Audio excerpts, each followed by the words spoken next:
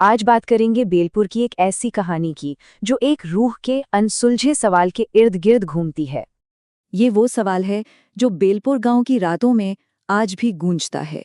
एक ऐसा सवाल जिसका जवाब शायद किसी के पास नहीं।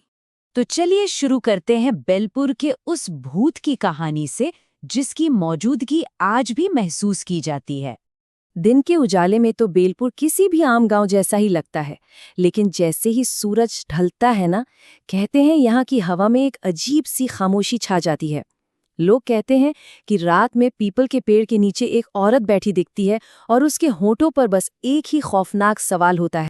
लेकिन देखिए, हर डरावनी कहानी के पीछे ना एक इंसान की, एक दुख भरी कहानी छिपी होती है। ये कहानी है अंजलि की।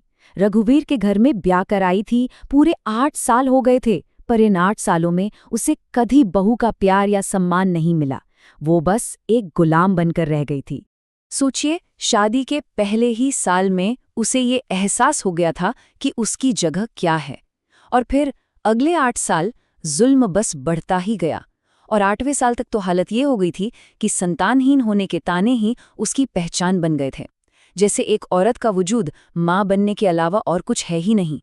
उसे हर रोज ताने सुनने को मिलते थे, खासकर दहेज को लेकर। तेरे बाप ने क्या दिया था, ये शब्द जैसे उसके कानों में रोज घोले जाते थे। और फिर वो ताना जो सबसे ज्यादा चुभता था, जो धीरे धीरे घर की दीवारों से निकलकर पूरे गांव में फैल गया, ये बांझ है। ये 2 शब्द उसकी आत्मा पर एक दाग की तरह बन गए थे।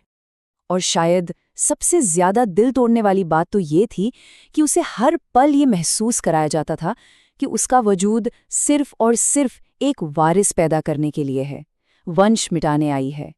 लेकिन फिर कहानी में एक ऐसा मोड़ आया, एक ऐसी खुशी आई जो उसके लिए एक श्राप साबित हुई। पूरे 8 साल के लंबे इंतजार और दर्द के बाद डॉक्टर ने वो खबर सुनाई जिसका उसे बेसब्री से इंतजार था। बधाई हो, आप माँ बनने वाली हैं। एक पल के लिए अंजलि को लगा शायद अब सब कुछ ठीक हो जाएगा।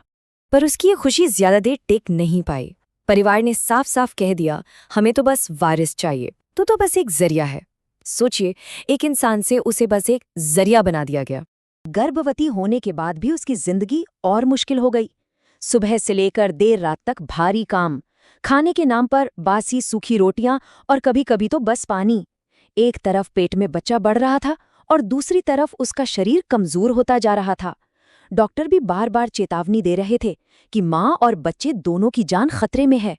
और अब कहानी के उस सबसे स्याह मोड़ पर चलते हैं जहां इंसाफ कब्र से लिया गया। मामूली सी बात थी। डॉक्टर की यहाँ से थकी हारी लौटी अंजलि ने ठंडा खाना परोस दिया। बस इतनी सी बात पर उसके ससुर ने गुस्से में थाली फेंक दी। पति रघुवीर ने इल्जाम लगाया कि वो बदला ले रही है। और बस इसके बाद जो शुरू हुआ वो हैवानियत थी। वो गिर पड़ी, फिर भी अपने पेट को बचाने की कोशिश करती रही। उसके मुंह से बस इतना निकला, मेरे पेट में बच्चा है। और फिर सब शांत हो गया, हमेशा के लिए। इसके बाद जो हुआ वो शायद इंसानियत पर से भरोसा उठा दे। उन्होंने उसकी लाश को चुपके से पास के एक खेत में दफना दिया। कोई अंतिम संस्कार नहीं, कोई रस्म नहीं। और फिर घर लौटकर उन्होंने बड़े आराम से रात का खाना खाया और सोने चले गए, मानो कुछ हुआ ही न हो। लेकिन कहानी यहाँ खत्म नहीं हुई। 3 रातें गुजरी और उस घर में एक छोटे बच्चे के रोने की आवाजें गूंजने लगीं। पहले चीखें, फिर दर्द भरी आहें। पूरा घर दहशत में था। कहते हैं एक रात ससुर ने आंगन में अंजलि की रूह को देखा।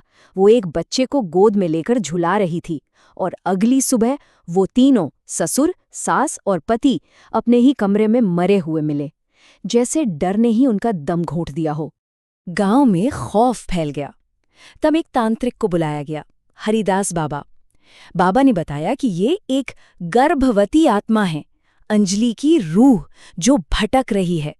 तब जाकर उसके शरीर को खेत से निकाला गया और उसका विधि विधान से अंतिम संस्कार किया गया। लेकिन सवाल ये है कि क्या इन सब रस्मों के बाद उसकी आत्मा को सच में शांति मिली? वहां के लोग बताते हैं कि आज भी जो कोई रात में उन खेतों के पास से गुजरता है, उसे अचानक हवा में एक अजीब सी ठंडक महसूस होती है। और फिर उस खामोशी से एक साया उभरता है, एक माँ का साया जिसकी गोद में एक बच्चा है। और वो आज भी बस एक ही सवाल पूछती है, एक ऐसा सवाल जो सिर्फ अपने बच्चे की तलाश नहीं है, बल्कि उस जुल्म, उस अन्याय की गूंज है, जिसका जवाब शायद कभी नहीं मिलेगा। वो पूछती है, मेरा बच्चा कहाँ है?